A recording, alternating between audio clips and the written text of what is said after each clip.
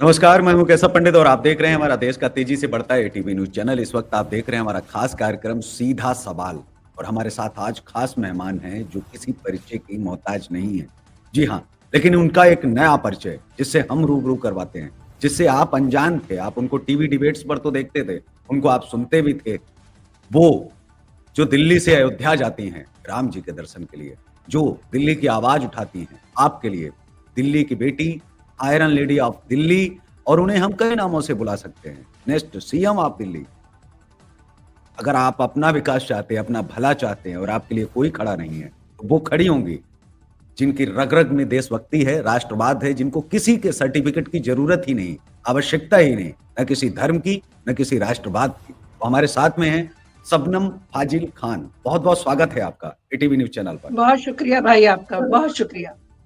जी। जय हिंद, वंदे मातरम आपको और सारे आपके व्यूवर्स को मेरा जय जी। श्री राम, जय हिंद, वंदे मातरम। जी। किस नाम से आपको हम पुकारें? आयरन लेडी, एक नेता दिल्ली का, या फिर हम दिल्ली की बेटी, किस नाम से आपको पुकारा जाए? सबसे पहले तो यहीं से शुरुआत महिलाएं करें। जितने नामों से पुकारी जाए उतना ही कम है, क्योंकि जी। महिलाओं की क्षमता बहुत अधिक होती है। ये आपका प्रेम है, ये आपका सम्मान देने का तरीका है। आप इतने अच्छे शब्दों से नवाज रहे हैं, तो मैं आपका सबसे पहले शुक्रिया अदा करना चाहूंगी और हर उस व्यक्ति का, क्योंकि बहुत सालों से मैं काम कर रही हूँ, हर एक उस व्यक्ति का शुक्रिया अदा करना चाहूंगी जिन्होंने पल पल, देखिए महिलाओं के साथ एक प्रॉब्लम और है, उन्हें ज्यादा मशक्कत करनी पड़ती है। उन्हें घर भी देखना है, उन्हें पूरा समाज का भी चिंता करनी है और बाहर निकलकर एक बड़े तरीके से मेहनत भी करनी है। तो हर उस व्यक्ति का जो कभी भी जिसने कहा शबनम खान जी आप अच्छा काम कर रही हैं, मैं आज आपके माध्यम से हर एक व्यक्ति का, देश के, उनका धन्यवाद करना चाहती हूँ और स्पेशल अपनी दिल्ली की जनता का धन्यवाद करना चाहती हूँ, क्योंकि दिल्ली की जनता हमेशा कंधे से कंधा मिलाकर मेरे साथ खड़ी रही है। आप अंतर्राष्ट्रीय विश्लेषक भी हैं, राजनीतिक विश्लेषक हैं, धार्मिक विश्लेषक भी हैं, हर चीज पर। लेकिन अब देश ये जानना चाहता है कि जो आप विश्लेषण करती हैं चैनलों पर, लोगों को बहुत पसंद आता है, कुछ लोगों को तकलीफ भी पहुंचती है।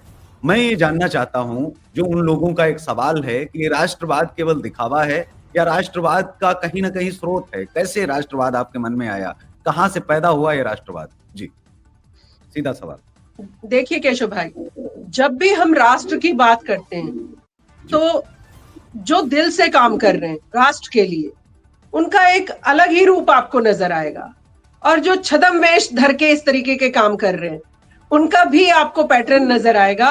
वो स्वयं के लिए काम कर रहे हैं। आप और हमारे जैसे लोग, जैसे आपको मैं आपको बहुत साल से देख रही हूँ, किस तरह से देश का एक आप भी बीड़ा उठाकर घूम रहे हैं, तो मैं आपको भी साधुवाद भी दे रही हूँ और बहुत सारा बड़ी बहन के नाते आशीर्वाद भी दे रही हूँ कि जो काम कर रहा है राष्ट्र के लिए उसका भी दिखाई दे रहा है और छद्म वेश वालों का भी दिखाई दे रहा है। लेकिन जनता भ्रमित हो जाती है जब आप बहुत बड़ा चोला ओढ़कर जनता को सिर्फ वही दिखाते हैं जो मनोरंजक लगे, और जो निचले स्तर पर जाके देश के प्रति वफादार है, काम कर रहे, वो शायद उतना ना, उनके पास उतने एसेट होते, ना उनके पास इतनी सुविधाएं होती कि वो जनता को दिग्भ्रमित कर सकें और जनता को छल सकें। तो वो लोग उस तरीके की नौटंकी करके शायद ज्यादा जल्दी से सब चीजें पा लेते हैं, और जो असली राष्ट्रवादी हैं वो अपनी मेहनत, उनको लाभ क्या मिलेगा से मतलब नहीं होता। आप और हम जो काम कर रहे हैं हमें इससे मतलब नहीं है हमें क्या मिलेगा, हम अपने देश को क्या दे सकते हैं, हम उस पर काम कर रहे हैं। लेकिन समय रहते रहते भी जनता, मैं देखती हूँ, समझती है चीजों को, जानती है कि जमीनी स्तर पे देश के लिए काम करने वाला कौन है और छद्म वेश भर के आने वाला कौन है। तो जनता तो मुझे हर तरह से ही प्यारी है, चाहे जनता को कोई छल के चला जाए, ये उसका अपराध है जिसने छला, जनता का कोई अपराध नहीं है। जनता भोली भाली होती है, आप उसे जिस तरीके की चीजें दिखाएंगे वो आपके भ्रम में आ जाती है। तो जनता का दोष नहीं है, जिसने छला सजा उसको मिलनी चाहिए। जनता की भावनाओं से जो खेल रहा है सजा उसको मिलनी चाहिए। युवाओं के मन में एक सवाल उठता रहता है, वो ये है कि राजनीति एक दलदल है जो लोगों के दिमाग में भर दिया गया है कि राजनीति की तरफ आपने देखना ही नहीं है। आप कैसे देखती हैं कि राजनीति अगर एक दलदल है तो क्या दलदल में उतरना नहीं चाहिए? और उतरने के लिए क्या हमको अवतारों की जो है प्रतीक्षा करनी चाहिए? कि कोई आएगा हमारे लिए मसीहा, कोई उतरेगा मसीहा, या फिर हम सब युवाओं को एक साथ एकजुट होकर के अगर कोई हमको मिल रहा है और कह रहा है कि आप हमारी उंगली पकड़िए, हम आपकी पकड़ते हैं, हम एक साथ निकलते हैं। जी, कैसे आप देखते हैं राजनीति को, दिल्ली की राजनीति को? केशव भाई, जो लोग ये बोलते थे कि राजनीति जहर है, वो तो अपने बेटे को उस राजनीति में आगे बढ़ाने में लगे हुए हैं। मैं यहाँ राहुल गांधी भाई की बात कर रही हूँ, बड़े सम्मान के साथ कह रही हूँ कि सोनिया जी कहती थी राजनीति जहर है। जब आपको पता है राजनीति जहर है, तो आप अपने बच्चों को क्यों छोड़ने जा रहे हैं उस राजनीति में?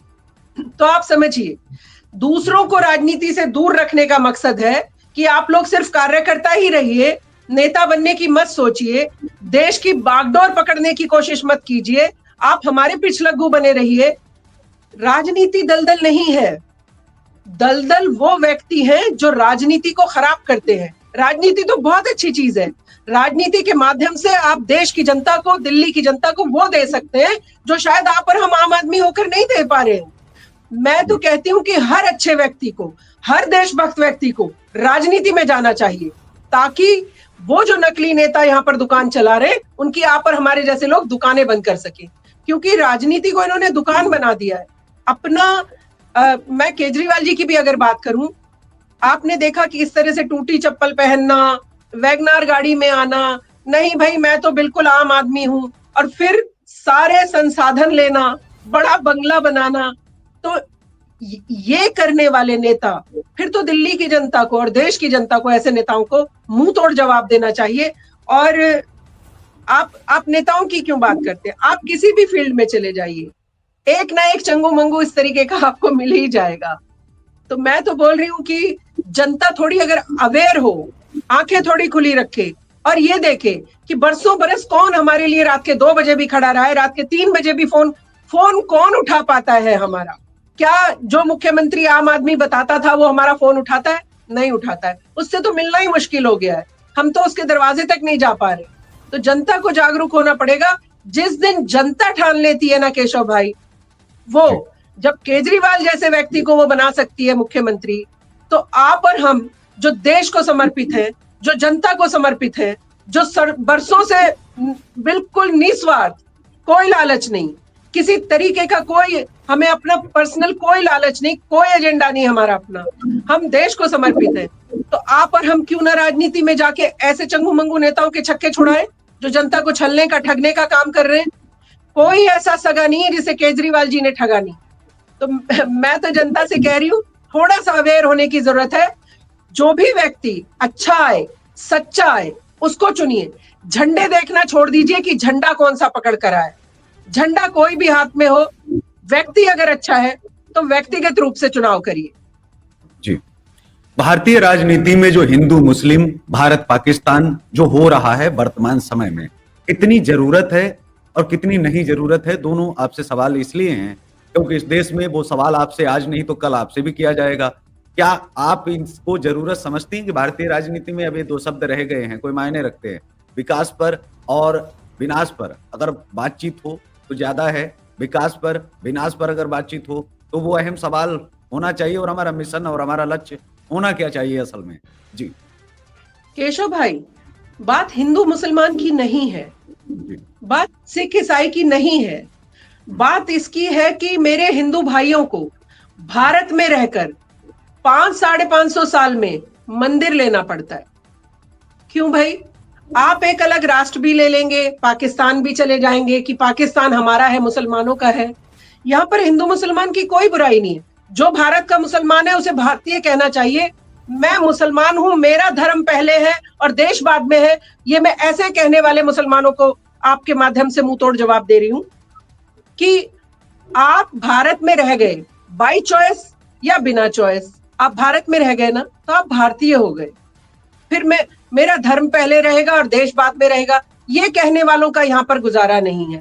तो जब आप और हम ऐसी बात करते हैं तो मुसलमान ऐसे नाराज होते हैं कि जैसे मुसलमानों को आपने कुछ कह दिया हो। यहाँ मुसलमानों को कोई कुछ नहीं कह रहा है, लेकिन ये जो चंगू मंगू नेता कांग्रेस पार्टी, जिन्होंने बरसों बरस मुसलमानों का शोषण किया, मुसलमानों की वोट लेकर अपना पेट मोटे किए, राजनीति में मलाईदार कुर्सियों पर बैठे रहे और मुसलमानों को क्या दिया? सच्चर कमेटी की रिपोर्ट। मुसलमानों को क्या दिया कि आप दलितों से भी पिछड़े हुए हैं। आप सारी हितैषी पार्टियां रही मुसलमानों की, और मुसलमान दलितों से भी पिछड़ा हुआ है। फिर क्या मैं आपसे सवाल भी ना करूं कि मुसलमान दलितों से पिछड़ा क्यों रह गया, जब सारे ही आप हितैषी थे मुसलमानों के? मुसलमान देश की मुख्य धारा से क्यों नहीं जुड़ पाया? मुसलमान को अल्पसंख्यक नाम क्यों दिया गया? मैं तो इससे भी नाराज हूं। आपने मुसलमानों को अल्पसंख्यक का नाम दिया, अल्पसंख्यक बता के उसे साइड में डाल दिया कि आप अब अलग कोने में पड़े रहिए, आपको देश की मुख्य धारा से नहीं जुड़ने दिया जाएगा। तो ये मेरे चंद सवाल कांग्रेस पार्टी से है। अगर कोई कांग्रेस पार्टी वाला जवाब देना चाहे तो स्वागत है। हिंदू मुसलमान नहीं हो रहा है। पहली बार हिंदू भाइयों का कोई नाम ले रहा है, पहली बार हिंदू भाइयों के बारे में चर्चा हो रही है।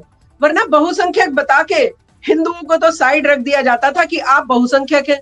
आप एक बात बताइए, जब हम इतने साल से भारत में रुक गए, पाकिस्तान अलग चला गया, तो क्या हिंदू भाइयों ने हमें गले से लगा के नहीं रखा है? जो भी मुस्लिम यहाँ रुके थे, 80% कहते हैं हिंदू भाई हैं और 20% मुस्लिम है। हालांकि मुस्लिम तेजी से बढ़ रहा है, 30% बताते हैं अब। तो भाई वो 70 भाइयों का आप कभी शुक्रिया अदा नहीं करेंगे? आप कभी नहीं कहेंगे हाँ आप थे जिन्होंने हमें गले लगाकर देश से जोड़ने की कोशिश की? आप कभी नहीं पूछेंगे कि हिंदू भाइयों आपका शुक्रिया? आप न शुक्रिया अदा करेंगे, ना आप सरकारों के साथ चलना चाहेंगे। आपको एक कांग्रेस पार्टी चाहिए जो आपको अल्पसंख्यक बताए, दलितों से भी पिछड़ा बताए, आपको साइड में दरकिनार रखे, कभी देश की मुख्य धारा से न जुड़ने दे, क्योंकि वो आपके उन कामों को बढ़ावा देती है। जैसे मुसलमान क्या बना है? पंचरबाज, पत्थरबाज, आतंकी का अगर नाम लेते हैं तो मुसलमानों की तरफ देखा जाता है कि अरे मुस्लिम ही होगा। डैम श्योर पूरी दुनिया में यही है। तो क्या हम इससे कभी उभरेंगे नहीं? तो मैं मुसलमानों को बोलती हूँ, आप उंगली पकड़िए उन लोगों की जो आपको देश की मुख्य धारा से जोड़ना चाहते।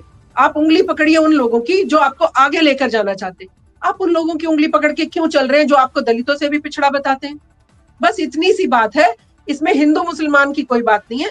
हिंदू को भी तो अधिकार है कि वो अपने मंदिर में जाके या सड़कों पर जय श्री राम कह सके।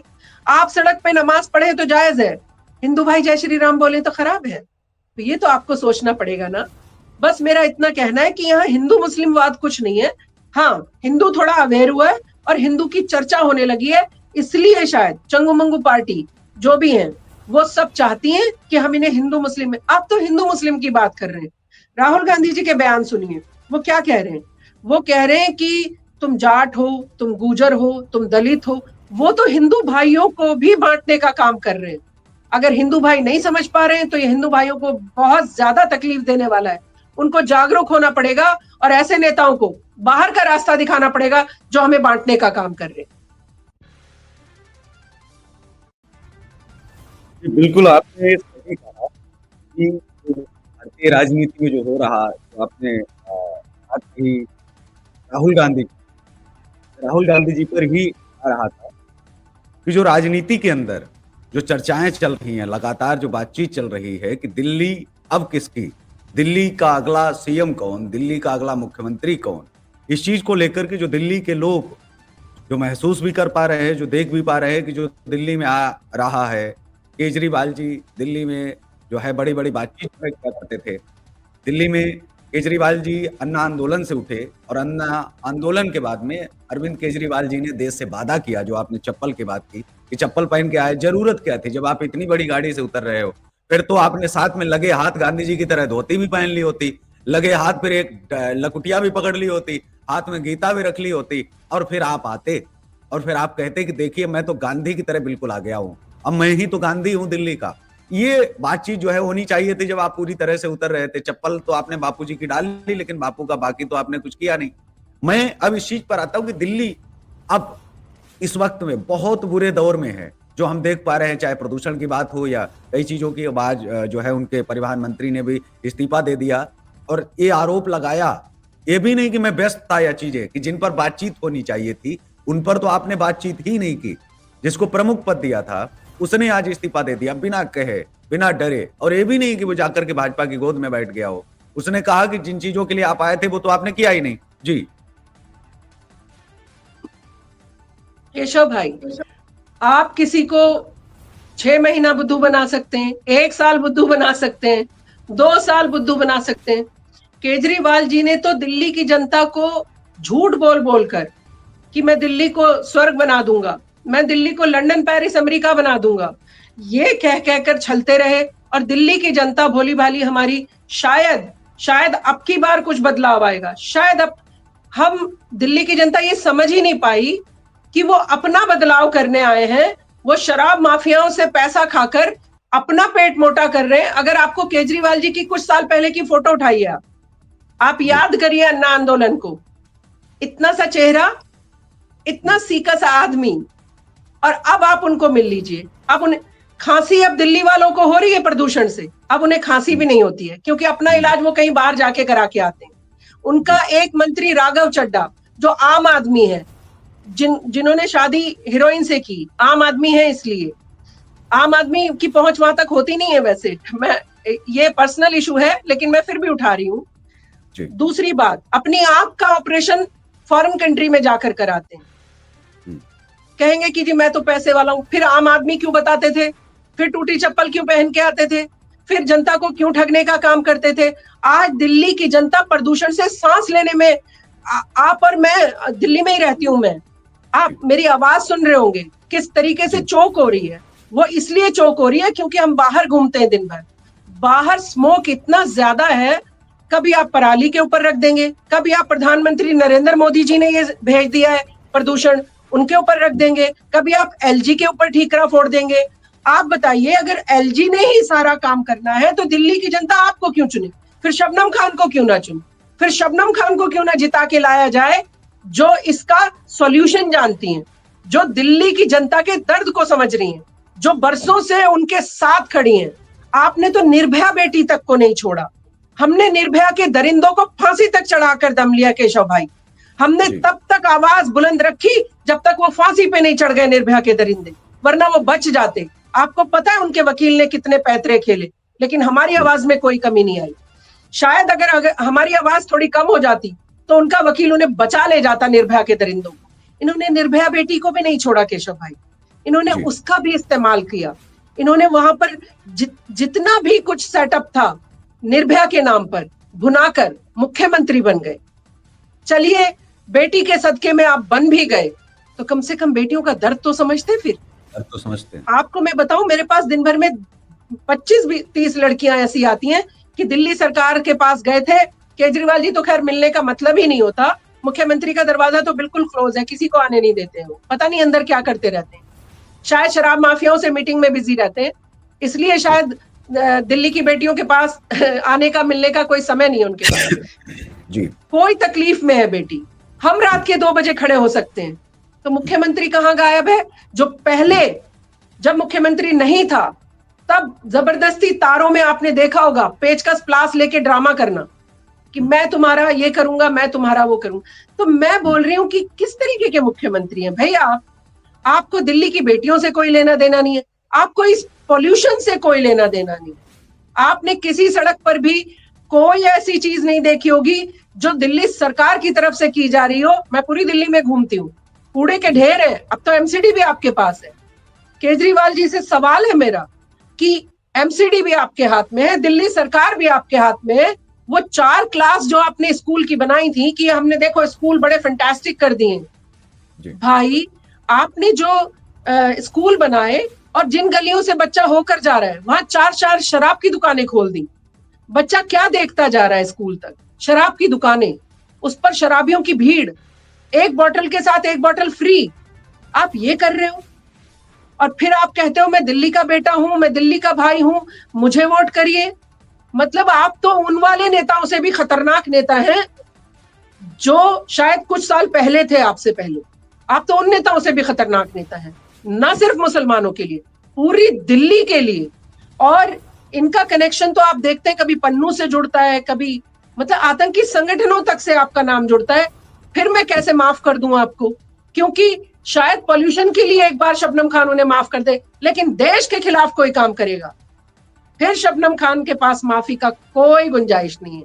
ये जो मैंने निर्णय लिया, जो आप पूछ रहे थे कि राजनीति में आप, ये मैंने निर्णय ही इसलिए लिया है कि नहीं, आप निर्भया को भुनाएंगे, आप अन्ना हजारे को भुनाएंगे, दिल्ली की जनता को ठगते रहेंगे। पानी आज भी उतना ही गंदा आ रहा है जो आप बॉटल दिखाया करते थे। आप कहते थे शीला दीक्षित बेईमान है, उनको जेल भेजूंगा। आपने उन्हीं के साथ अलायंस किया। आपने बच्चों की कसम खाई और झूठ बोला। तो कितना गिरगिट की तरह रंग बदलेगा कोई एक व्यक्ति?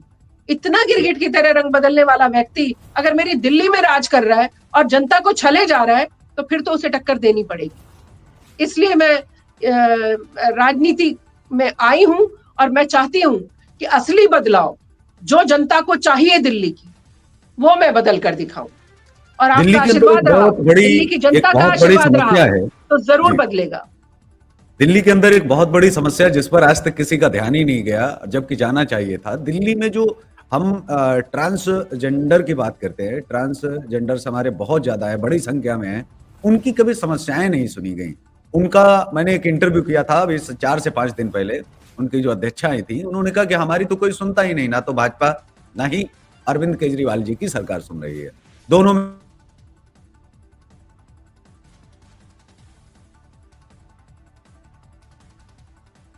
आपकी आवाज मुझे नहीं आ रही है।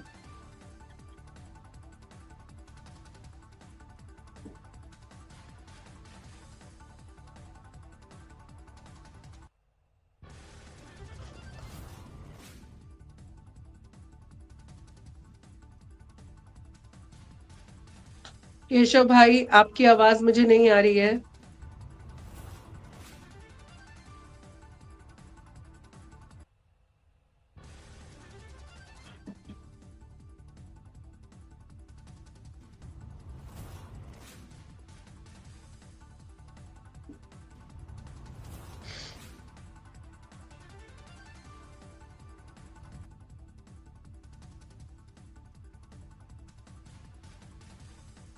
केशव भाई, आपकी आवाज मुझ तक नहीं आ रही है।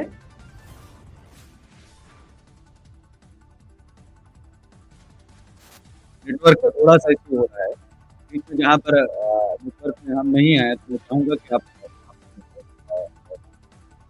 तो दिल्ली के अंदर मेरी आवाज आ रही है? आपकी आवाज बहुत कम आ रही है। जी, अभी आवाज आ रही है आपको? दिल्ली के अंदर जो किन्नरों की समस्याएं हैं, हम साफ तौर पर आपसे कहें तो उनके लिए कोई एक अलग से अभी तक कोई एक विद्यालय नहीं बनाया गया। विश्वविद्यालय बहुत दूर की बात है। उनके लिए खास करके कोई हॉस्पिटल नहीं है।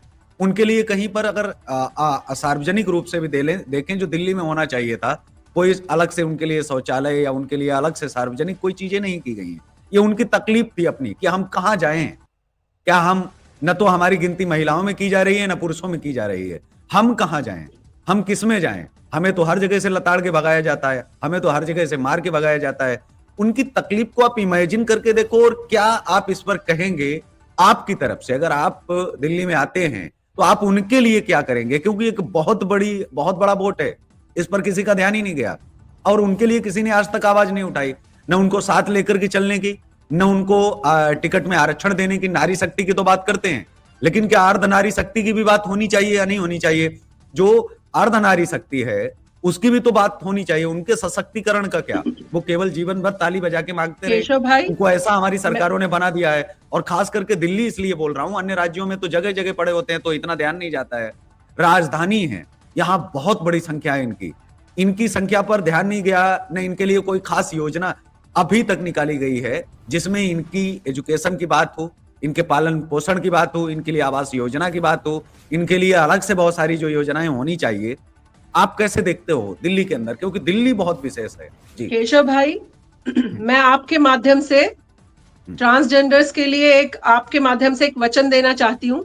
ऐसा आश्वासन दे रही हूं मैं कि अगर हम सत्ता में आते हैं तो ट्रांसजेंडर्स को नौकरी में भी आरक्षण दिया जाएगा, उनको स्पेशल कोटा में मैं उनको नौकरी भी प्रोवाइड करवाऊंगी।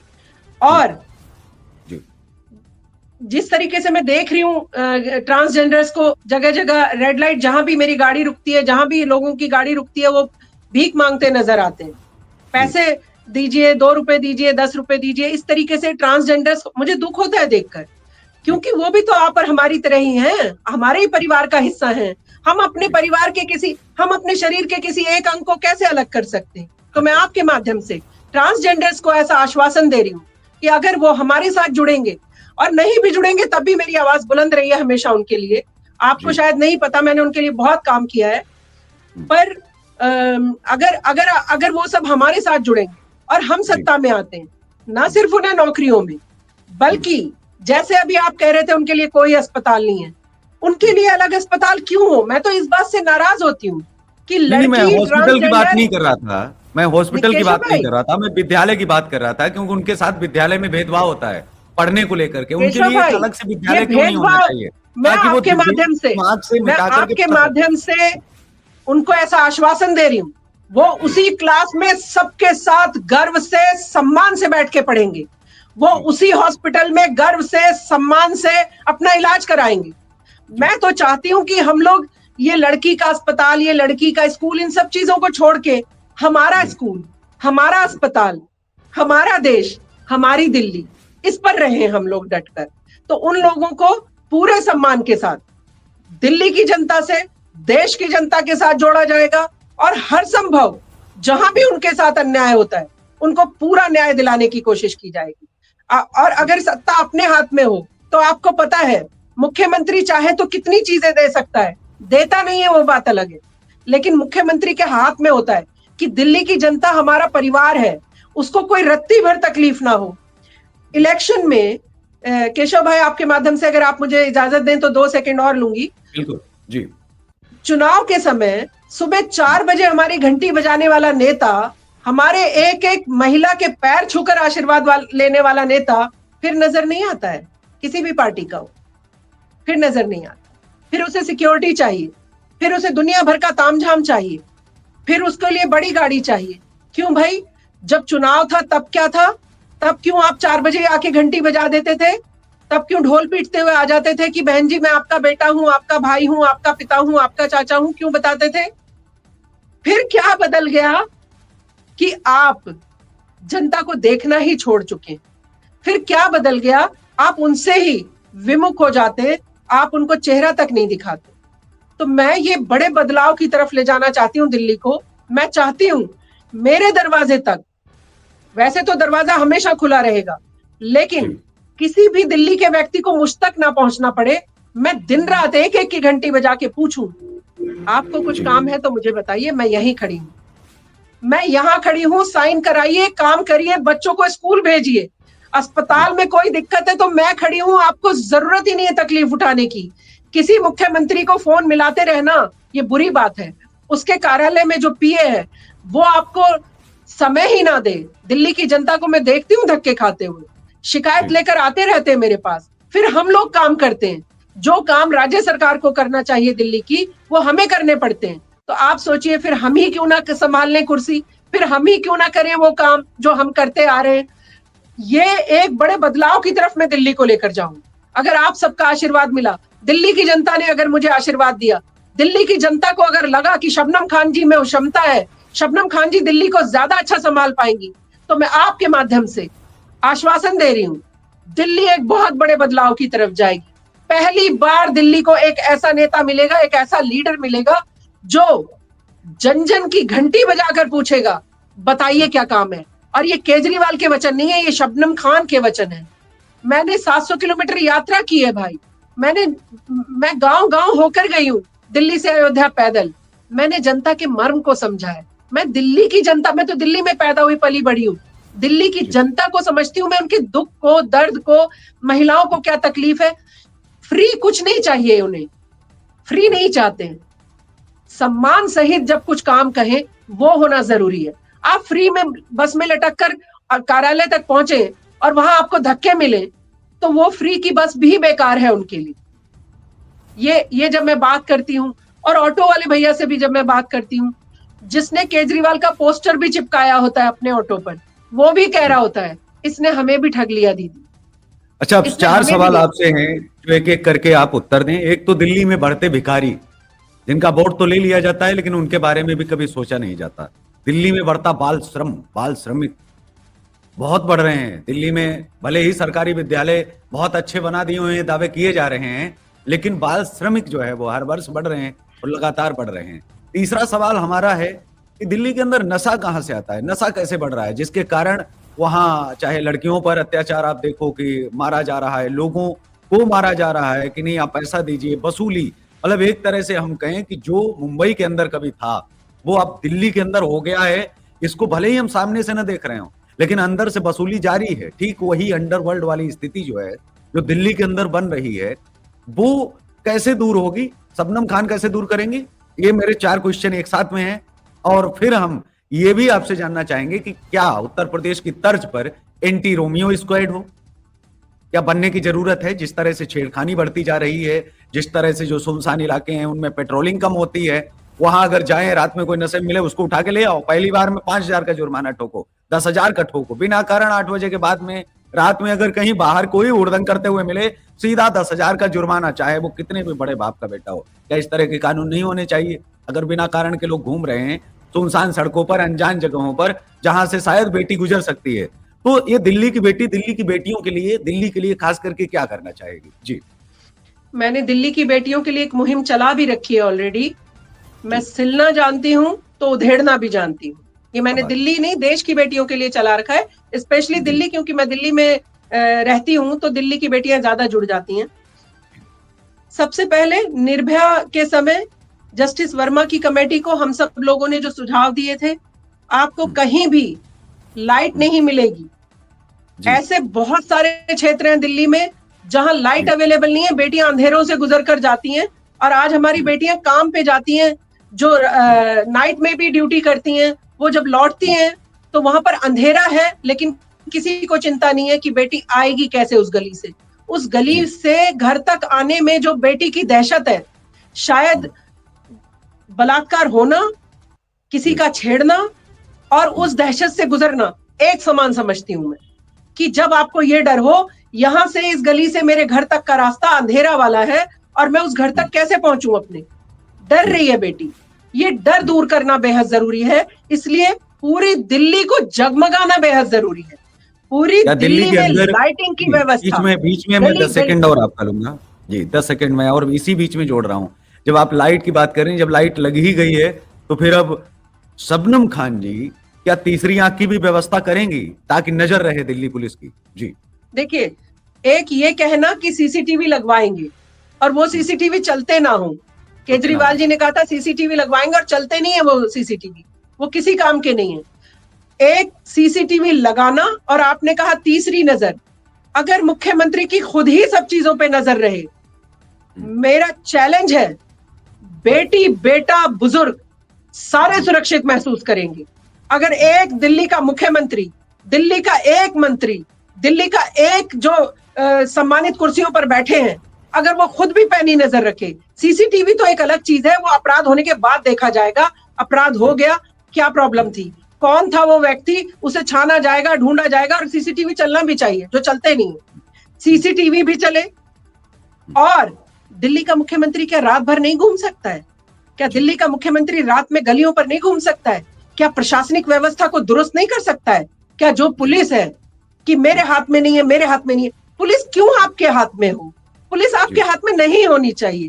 पुलिस की वर्दी अपने हाथ में होनी चाहिए और हर अधिकारी कर्तव्य से अपना काम करना चाहिए। तो पुलिस अधिकारियों से मीटिंग रखिए। बीट ऑफिसर कहाँ है?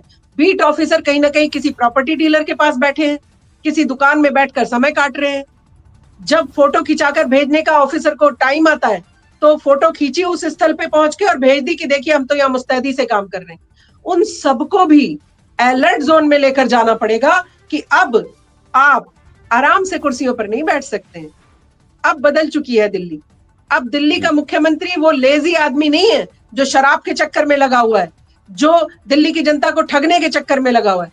अब दिल्ली की मुख्यमंत्री, अगर आप सबने चाहा, दिल्ली की जनता ने चाहा, शबनम खान जी हैं, जो ना खुद बैठेंगी ना किसी प्रशासनिक अधिकारी को बैठने देंगी। ये प्रशासनिक अधिकारियों पे सवाल इसलिए है क्योंकि मैं देखती हूँ डीसीपी अपनी कुर्सी पर ही है, मीटिंग रखते हैं, उसमें 4-5 चापलूस आते हैं, वो तारीफ करके चले जाते हैं, जी जब से आप आए बहुत महान काम हो गया। बस इतना काम है। डेली आप बाहर निकल जाइए, आपको सारे जितने भी पुलिस वाले मिलेंगे, फोन पे बात करते हुए, चैट करते हुए, इंस्टाग्राम पे रील डालते हुए। जब आप इसमें लगे रहेंगे, आपको क्या पता कौन बेटी निकल गई, उसको कौन छेड़ रहा था। जी। आपकी आंखें ही सीसीटीवी होनी चाहिए जो दूर से अपराधी को पहचाने और पकड़ के उनकी मुश्के कसे। तो मैं जी। इस तरीके का जो हमारा थोड़ा प्रशासनिक ढांचा तो जो थोड़ा लचर है, अतिथि उसको जी भी आई मजबूत हैं, करने का काम करूंगी। जी, अतिथि जी आई हैं, हमारे 2 सवाल रह गए, उन पर भी हम आएँगे। अतिथि जी आई हैं, वो क्या उनके अंदर ये भावना नहीं हो सकती थी कि वो भी दिल्ली की बेटी बन के काम कर सकती थीं? ऐसा नहीं हो सकता था? या उनके अंदर, क्योंकि अरविंद केजरीवाल तो अपने आप को बेटा कहते ही हैं, अतिशी जी के अंदर जो आया वो भरत वाला और राम वाला, रामायण वाला, पता नहीं कहाँ-कहाँ से वो संवाद उठाए गए, चीज़ें उठाई गई, ये संविधान में है भी कि नहीं है, मुझे नहीं मालूम है, इस पर भी थोड़ा प्रकाश डालें। साथ ही उनके अंदर उन्होंने तो कभी ये कहा ही नहीं कि मैं दिल्ली की सेविका हूँ, सेविका या दिल्ली की बेटी हूँ या दिल्ली को लेकर के खास तौर पर उन्होंने सीधे से कहा मैं तो दिल्ली की मुख्यमंत्री जी हो गई हूँ। लेकिन मुख्यमंत्री अभी भी केजरीवाल रहेंगे, उन्होंने सीधे अपने आप को संबोधन यही किया और वो दिल्ली की मुख्यमंत्री बतौर ही उन्होंने कहा कि नहीं मैं शासक हूँ। जी। तो ये शासक वाली भावना आपके अंदर क्यों नहीं है? शासक की भावना तो हर किसी के अंदर होती है। लोग शासन करने तो जाते ही हैं। जी। शासन की भाषा इसलिए नहीं है, जब आप किसी के चापलूसी कर कर आते हैं, जब आप अपने काम करके नहीं आते हैं, जब आपने जनता के हितों पर कोई काम नहीं किया होता बरसों बरस और आपको मिठाई वैसे ही मिल जाती है, तब फिर आप सिर्फ चापलूसी वाली भाषा बोलते हैं। आप एक बात बताइए, मुख्यमंत्री पद एक बहुत संवैधानिक पद है, जी। बहुत एक जनता को जवाबदेह पद है, जवाब देना पड़ता है आपको जनता को। जी। आप उस पद का दुरुपयोग कर रही हैं। वैसे महिला बनी है, मैं उनको बहुत ढेर सारी शुभकामनाएं दी हैं हमेशा और हमेशा देती रहूंगी, क्योंकि मुझे लगता है कोई भी महिला कहीं भी तरक्की करती है, कहीं भी कुछ बनती है, आपको हमें उसके साथ उसको आशीर्वाद देना चाहिए। लेकिन अगर वो महिला भी केजरीवाल जी की तरह ही काम करना शुरू कर दे, फिर उसकी क्लास लेना भी जरूरी है। पूछिए क्यों? आप मुख्यमंत्री बनी, आपको दिल्ली की जनता के हित की बात करनी चाहिए थी। आप चप्पल जूता बराबर में रख के कि मैं कुर्सी ये एक बराबर में लगा के, क्या नौटंकीबाज हैं आप? आप आम आदमी पार्टी की सारी राजनीति ही देखिए, नौटंकी से शुरू हुई, नौटंकी पर चलती आ रही है और आतिशी जी तक नौटंकी ही चल रही है। दिल्ली की जनता से उनको भी कोई लेना देना नहीं है, उनके दरवाजे तक आप नहीं जा सकते। आप घंटी बजा के देख लीजिएगा आम आदमी बनके, पत्रकार मत बताइएगा, आप वैसे आम आदमी बन के जाइएगा, नहीं मिल सकते हैं। ये लोग मिलते किसी से नहीं है। जीतने के बाद जनता से इनका कोई सरोकार नहीं रहता है। आप जितने भी विधायक हैं आम आदमी पार्टी के, आप एक विधायक बताइए जो आपको गली या सड़क पे नजर आता हो। नहीं आएगा। मीटिंग करेंगे उतनी ही अपने ही कार्यकर्ताओं की। जनता खड़ी है बाहर कागज लेके कि राशन कार्ड, और राशन कार्ड पर याद आ गया केशव भाई, मुझे राशन कार्ड बनाए थे इनके एक विधायक ने, संदीप, अगर आपको याद हो, वो कैसे राशन कार्ड थे? महिलाओं का शोषण करने के राशन कार्ड थे। क्या फिर कोई बहन बेटी इनकी तरफ जाना चाहेगी? आपको याद है महिलाओं का शोषण करते थे ये। राशन कार्ड बनाने तक पे जो पार्टी महिलाओं का शोषण करती हो, पहले उन्हें बिस्तर तक ले जाती हो और कहती हो कि पहले मेरे बिस्तर तक आइए विधायक, ऐसे कहता हो और उसका शोषण करके राशन कार्ड बनाता हो, और फिर उस पार्टी से आप क्या उम्मीद करेंगे कि वो सीसीटीवी लगाएगी, वो बहन बेटियों की सुरक्षा की बात करेगी, चाहे वो आतिशी जी हो चाहे वो केजरीवाल जी हो। आतिशी जी तो सिर्फ एक मोहरा बनकर आई हैं। चेहरा आतिशी का है, लेकिन वो कनिंग दिमाग केजरीवाल जी चला रहे, इसीलिए आतिशी जी वो चापलूसी में बन गई हैं। यही बड़ी बात है उनके लिए। यहाँ पर एक ऐसे सीएम की जरूरत है जो दिल्ली की जनता के सम्मान में खुद लड़ाई लड़े, खुद खड़ा रहे उनके साथ। तो शायद अगर दिल्ली की जनता ने आशीर्वाद दिया तो आपकी बहन उस काम को पूर्ण करके दिखाएगी। या मैं आपके माध्यम से दिल्ली की जनता से हाथ जोड़ के निवेदन कर रही हूं कि केजरीवाल जैसे, अगर मैं गिरगिट शब्द इस्तेमाल कर लूं तो मुझे माफी चाहती हूं भाई आपसे, क्योंकि मैं नहीं चाहती किसी नेता का अपमान हो जो ऐसे संवैधानिक पद पर हो, लेकिन गिरगिट से भी ज्यादा खतरनाक रंग बदलने वाले नेताओं से आपको बचना ही होगा। ऐसा मैं दिल्ली की जनता से निवेदन कर रही हूं। अब तो समझिए, अब तो जागिए।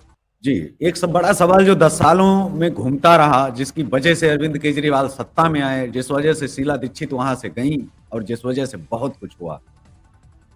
हम बात कर रहे हैं लोकपाल बिल की। क्या आप आएंगी, लोकपाल बिल का मुद्दा उठाएंगी? क्या आप लोकपाल लाएंगी? सीधा सवाल। जी, मैं आपको एक बात आपके माध्यम से कहना चाहती हूं, लोकपाल हो या ना हो, लोकपाल हो या ना हो, आप ही अगर सच्चा न्याय देने लगे किसी लोकपाल की जरूरत नहीं, लेकिन लोकपाल से डर कैसा? आपकी लोकपाल की जड़ों बात में करने से मतलब करने में क्या समस्या कहाँ आ रही है? मैं ये कोई जानना समस्या चाहता हूँ। नहीं। आवाज तो लोग उठा ही समस्या सकते हैं नियत में है। ना। समस्या जिस केशव लोकपाल भाई की नियत नींव में पर है, दिल्ली क्योंकि वो जो भविष्य तय होता लोकपाल हो। आएगा, हम्म, केशव भाई, जो जी। लोकपाल आएगा वो हम्म, पहले तो इन्हीं की इंक्वायरी में लग जाएगा, हम्म, क्योंकि सारे भ्रष्टाचारी हैं। जी। एक एक जामा मस्जिद के असीम अहमद थे, उनको इन्होंने हम्म, खुद हटाया कि वो भ्रष्टाचार करते हैं। मैं नहीं कह रही जी। हूं, इन्होंने जी। कहा कि वो बिल्डर है, भ्रष्टाचार करता है, इसलिए उसको मंत्रालय छीना जा रहा है।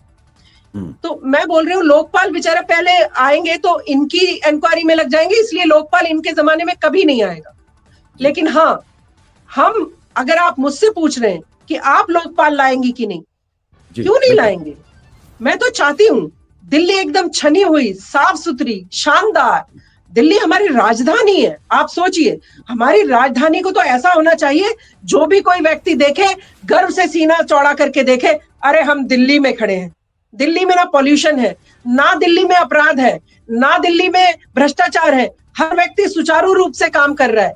ऐसा आपको सुनने में लग रहा होगा कि शायद नहीं बदलाव आएगा, पर मैं आपको आश्वासन दे रही हूं, ऐसा ही बदलाव लेकर आऊंगी। ऐसा ही बदलाव आ सकता है, ऐसा ही बदलाव ये लोग भी ला सकते थे।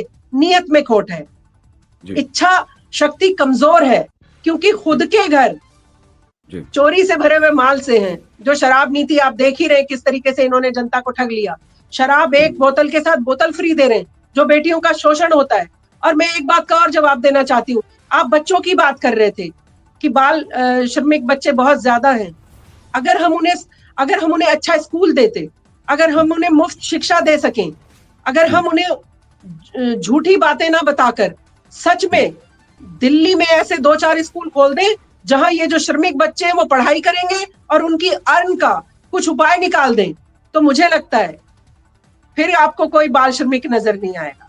फिर आपको 13-14 साल का कोई बच्चा किसी चाय की दुकान पे बर्तन धोता नजर नहीं आएगा, किसी रेस्टोरेंट में 4 आदमियों की बातें सुनता नजर नहीं आएगा। मैं आपके माध्यम से उनको भी पूरा आश्वासन दे रही हूँ, जितनी मेरी क्षमता होगी उनके लिए जो स्कूल बनाने होंगे, उनके लिए जो देखिए, हम जो स्कूल बनाते हैं, अगर हम छोटे छोटे काम वही प्रोवाइड कर दें उन्हें, हाथों के बहुत सारे काम है, कुछ उन्हें सिखाएं, टोकरी बुनना, कुर्सी बनाना, इतनी सारी चीजें हैं। अगर हम उन्हें इस तरीके की चीजें बनाएं और उनका एक बड़ा एग्जीबिशन लगाएं कि ये उन बच्चों द्वारा बनाया गया है जो स्कूल में पढ़ते हैं, उनकी मदद होगी, तो हमारी दिल्ली की जनता, देश की जनता आपके साथ जुड़ेगी और उनकी मदद भी करेगी। और सरकार के पास बहुत एसेट होते हैं, सरकार के पास इतनी सुविधाएं होती हैं। सरकार चाहे तो दिल्ली के एक एक व्यक्ति को, मैं बता रही हूं आपके माध्यम से दिल्ली की जनता को, सरकार के पास इतनी सुविधा होती है कि वो चाहे तो दिल्ली के एक एक व्यक्ति को घर घर सुविधा पहुंचा सकती है। इच्छा शक्ति कमजोर होती है। नेता अपने पेट भरने में लग जाते हैं। नेताओं को अपना मेरा परिवार और मेरे रिश्तेदार, इस चक्कर में लगे हुए हैं। मेरा रिश्तेदार एडजस्ट होना चाहिए। गाड़ी ऑफ करिए, गाड़ी बंद करिए, इसके लिए 4 लड़के लड़कियां खड़े करने की जरूरत थी क्या? आप बताइए। जो ये लेकर खड़े हो कि गाड़ी बंद करिए, एक एक रेड लाइट पे 4-4 लोगों को खड़ा किया, उन्हें पैसे नहीं दिए, वो रो रहे हैं। वो स्टूडेंट जिनको छल लिया केजरीवाल जी ने, वो रो रहे हैं कि हमें पैसे नहीं मिले लेकिन खड़ा कर दिया। तो उन स्टूडेंट्स के लिए आपके माध्यम से कहना चाह रही हूँ, उन स्टूडेंट्स को चाहे वो पढ़ाई के लिए लोन की जरूरत हो, चाहे वो किसी और तरीके की सुविधा की जरूरत हो, हमेशा दरवाजा खुला रहेगा। जो भी सुविधा सरकार के माध्यम से दी जाएगी, सारी सुविधाएं खोल दी जाएंगी। ये कहने की बात नहीं है, मैं केजरीवाल नहीं हूं, मैं आपको बार बार बता रही हूँ। मैं गिरगिट की तरह रंग बदलने वाली लड़की नहीं हूं, मैं आपके माध्यम से बता रही हूँ, क्योंकि आपने मुझे मंच दिया है, तो मैं थोड़ा सा अपना भी बता पा रही हूँ कि मैं क्या करूंगी और इन लोगों ने कैसे आपको ठगा है। और इस बदलाव की तरफ दिल्ली को जाना चाहिए और नए चेहरों को मौका देना चाहिए। जी, आपका जो परिवार का जो बैकग्राउंड है वो तो आर्मी से है। नेताजी सुभाष चंद्र बोस की अगर हम बात करें कि भगवान राम जी का मंदिर मिल गया, भगवान राम को घर मिल गया, सरदार पटेल, वल्लभ भाई पटेल जी को भी सम्मान मिल गया, देश के नायक हैं, क्योंकि उन्होंने इतनी रियासतें जोड़ी, निश्चित तौर पर पूरा सम्मान होना ही चाहिए, हो गया। इस देश में 3 शख्सियत ऐसी हैं जिनको सम्मान नहीं मिला। एक तो भगत सिंह को, न उनके ऊपर जो है बहुत सारी चीजें हटी, न भारत रत्न मिला, न चंद्रशेखर आजाद को कोई भारत रत्न मिला और नेताजी सुभाष चंद्र बोस को तो मिला ही नहीं। नेताजी सुभाष चंद्र बोस आज तक दिल्ली पहुंचे ही नहीं। तो क्या इन मुद्दों को भी आपके द्वारा उठाया जाएगा? दूसरा एक जो बड़ी बात है, आपने नेताजी का नाम रानी ले दिया तो देखिए रोम रोम खिल गया और एक नई ऊर्जा आपने मेरे अंदर भर दी। नेताजी का सिर्फ नाम देख रहे होंगे मेरी आप तस्वीर में भी आप देख पा रहे होंगे कि नेताजी सुभाष चंद्र बोस की जो है तस्वीर साथ में ही लगी है माँ भारती की, और नेताजी बोस मैं आपके माध्यम से आपने हमारे भगत सिंह जी का नाम लिया, आपने हमारे चंद्रशेखर आजाद जी का नाम लिया जी, और हमारे नेताजी का नाम सुन के आप देख रहे हैं मेरा रोम रोम कैसे जागृत हो गई और ज्यादा ऊर्जा। मैं आपके माध्यम से तीनों को जय हिंद कहती हूँ और आपको भी नमन करती हूँ कि आपने ये सवाल कर लिया। आपको भी नमन है, आपको इसलिए भी नमन है कि आपने उनकी फोटो भी पीछे लगा रखी है, मेरी माँ भारती की भी फोटो पीछे लगा रखी है। सिर्फ कहने के लिए नेताजी नेताजी करना अलग बात है, उनको जीना अलग बात है। आप उन्हें जीते हैं, मैं देखती रहती हूँ आपको, आप उन्हें जीते हैं नेताजी को। तो आपको भी बहुत सारा मेरा प्रणाम, बहुत सारा नमन, धन्यवाद। आपने तीनों की प्रतिमा की बात की, तो मैं आपके माध्यम से दिल्ली की जनता को आश्वासन दे रही हूं, इतनी ऊंची प्रतिमाएं तीनों की लगेंगी कि लोग दिल्ली के गर्व से कहेंगे कि जय हिंद नेताजी, जय हिंद शहीद भगत सिंह, जय हिंद हमारे चंद्रशेखर आजाद, गर्व से कहा करेंगे।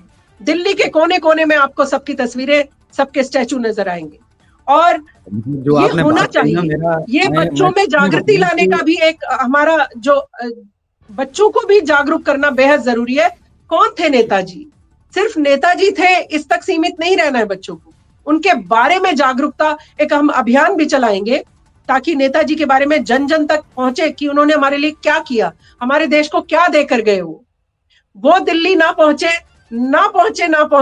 उनका नाम तो पहुंचा, उनका काम तो पहुंचा, तो उनका अस्तित्व नजर आना चाहिए दिल्ली में। ऐसा मैं आपके माध्यम से आश्वासन दे रही हूँ। ठीक है, मेरा दूसरा सवाल है आपसे, झांसी की रानी की अगर हम बात करें और आयरन लेडी शब्द ना आए, क्योंकि देश की पहली आयरन लेडी वही थी जिन्हें मर्दानी झांसी रानी कहा जाता है। बेशक इस युग की आयरन लेडी, पहली आयरन लेडी को जो सम्मान, मतलब उनको चाहे मुखाग्नि दी हो, वो भी एक भारतीय राष्ट्रवादी मुस्लिम भाई ने ही उनको दी थी। क्या ये अब आयरन लेडी जो दिल्ली की बेटी है, वो अब उनको वाकई में वो सम्मान अब दिला पाएगी और किस तरह से उनको जो है दिला पाएगी? क्योंकि शौर्य की बात करें, रानी झांसी रेजिमेंट की बात करें, ये तो आप मेरे मन की बात छीने जा रहे हैं केशव भाई, ये तो सब आप मेरे मन की बात छीने जा रहे हैं। आप स्टार्ट कर रहे हैं, मैं कहना चाहती हूँ, लेकिन आपके मन में भी वही भावनाएं हैं जो मेरे मन में है। मैं आपके माध्यम से बताना चाहती हूँ कि झांसी की रानी न सिर्फ एक नाम है, झांसी की रानी उन महिलाओं के लिए प्रेरणा स्रोत है। जब हम किसी लड़ाई के लिए निकलते हैं तो ऐसा लगता है कि झांसी की रानी की तरह तलवार हमारे हाथ में है और सामने अंग्रेज हैं, दुश्मन, उनका सर्वनाश करना है। तो ये प्रेरणा बहुत बड़ी चीज होती है। आपको जब प्रेरणा मिलती है किसी से, आपको ताकत मिलती है अंदरूनी।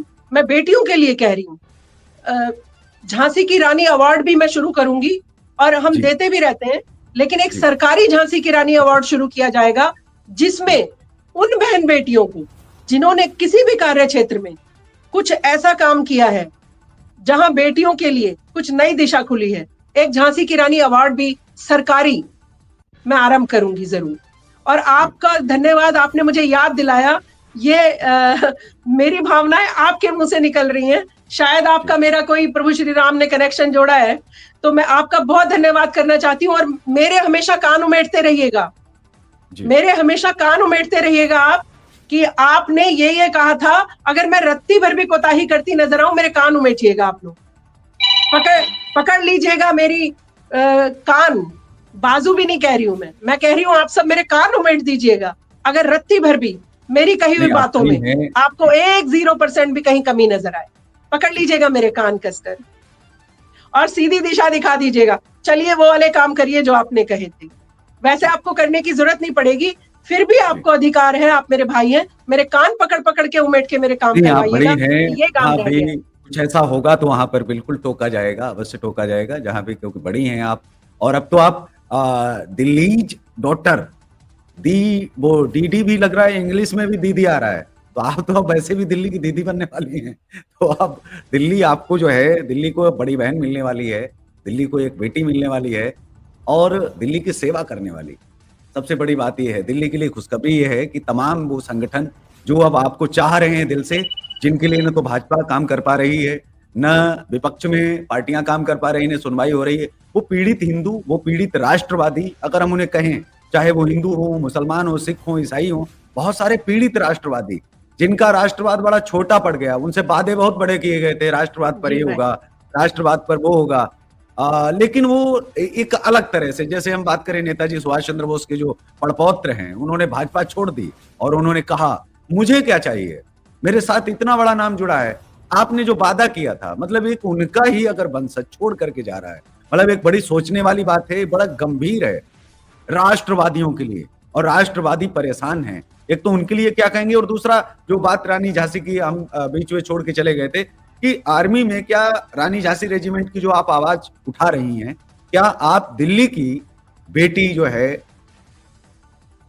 ये आवाज सदन में क्या ये आवाज जो है उठेगी कि आर्मी के अंदर ये पुनर्जीवित किया जाए और यही महिलाओं का वास्तविक सम्मान होगा, और उस आयरन लेडी का भी, जो देश की फर्स्ट आयरन लेडी है, उसका भी यही सम्मान होगा कि वो आर्मी में उसका नाम एक जीवित रहे और पुनर्जीवित किया जाए। जी, मैंने आपके माध्यम से पहले ही बता दिया है कि झांसी की रानी का किस तरह से जो जब जब आप और हम जीते उनको, तो फिर आपको कार्यों में नजर आता है।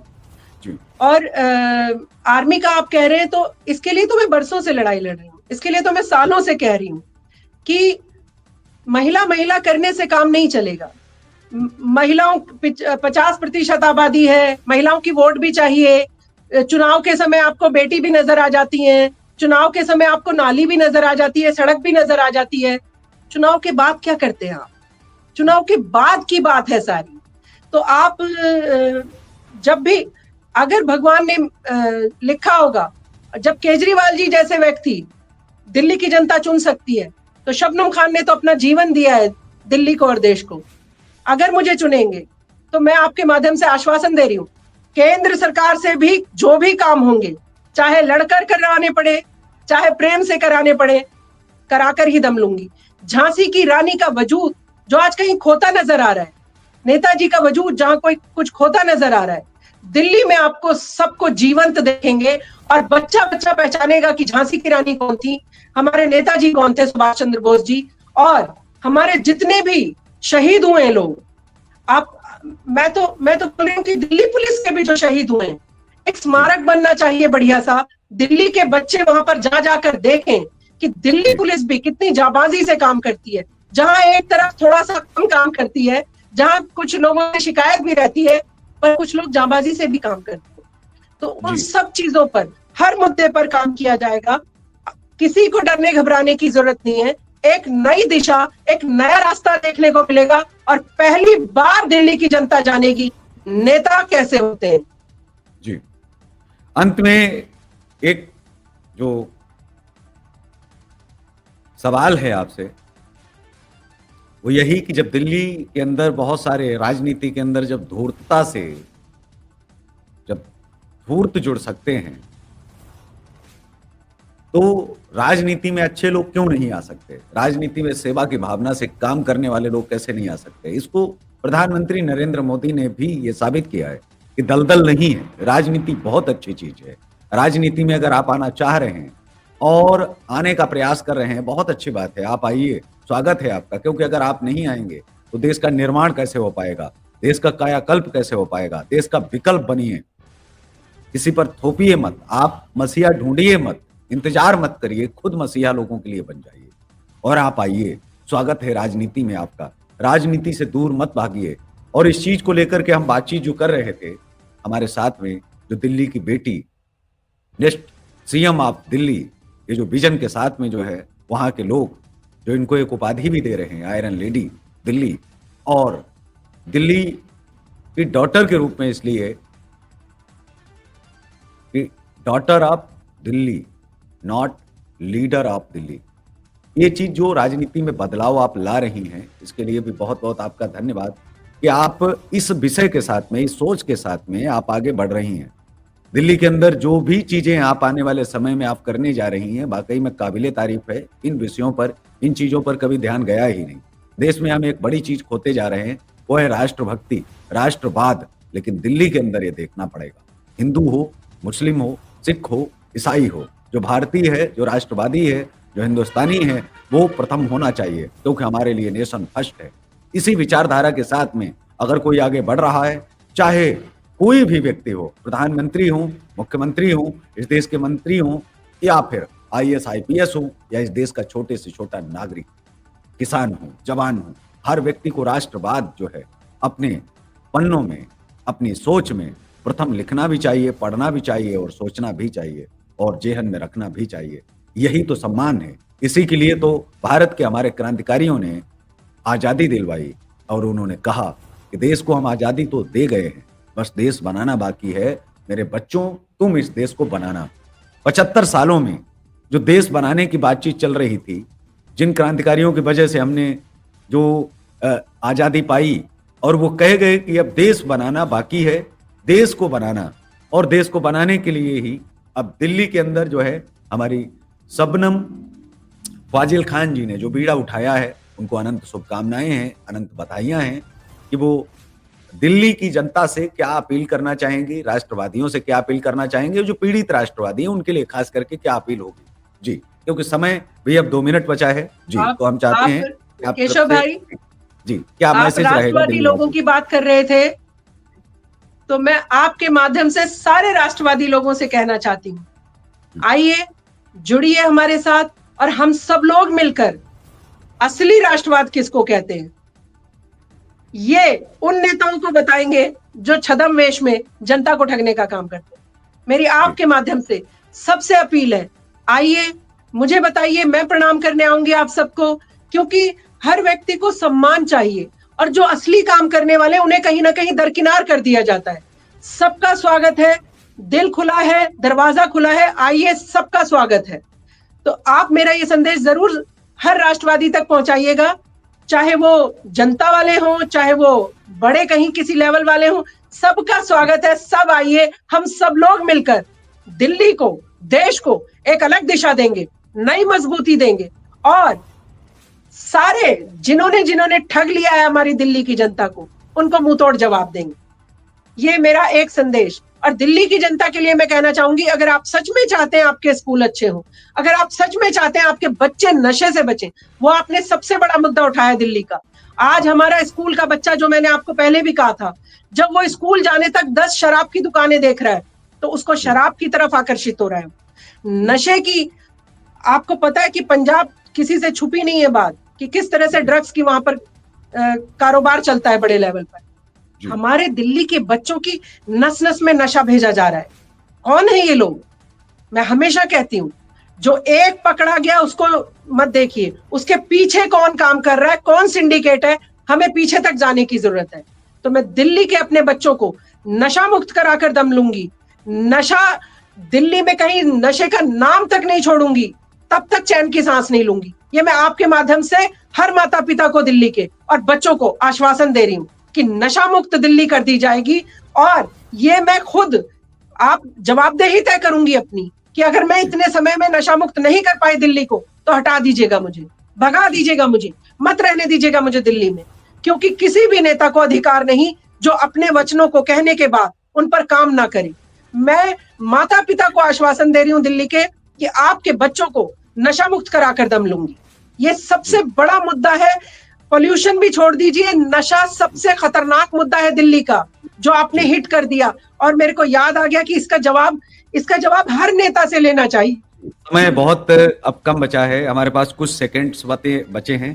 तो आपका बहुत बहुत आभार, बहुत बहुत शुक्रिया एटीवी न्यूज चैनल पर आने के लिए और जनता के बीच में बात रखने के लिए। हम लगातार आपका बहुत बहुत आभार, आपने मुझे बुलाया, आपने मुझे समय दिया, आपका आभार और आपको नमन। और पीछे मेरी माँ भारती और मेरे नेताजी को जय हिंद।